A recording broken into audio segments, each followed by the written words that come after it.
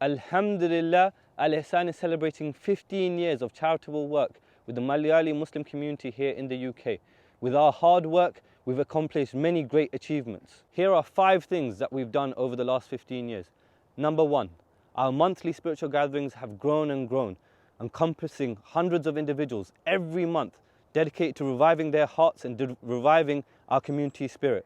Alhamdulillah, we've also had daily majalis that are happening, where people can uplift themselves, cure their hearts in the craziness of this modern world. Number 2, we founded Al-Ihsan Academy. It now encompasses over 200 plus children working with qualified traditional scholars, connecting tradition to modernity, helping children understand the importance of their faith and importance of well-being within this modern world. Alhamdulillah, we've had cultural programs for the children, we've had holiday camps for the children, we've even had classes taking place and summer camps and caravans happening in Kerala itself. Number 3, we're empowering our youth. We're helping them understand the career prospects that they have here in the UK, helping them understand how they can embody the spiritual and ethic of a Muslim life within the modern world of the UK.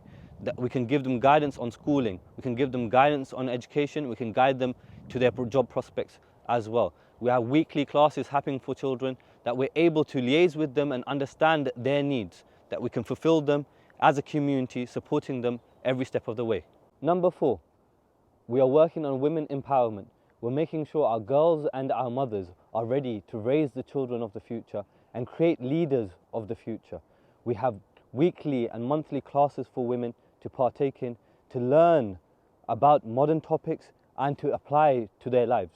We also have a book club made just for women, that they can gather, have coffee, have tea, and get to know each other over a really good book.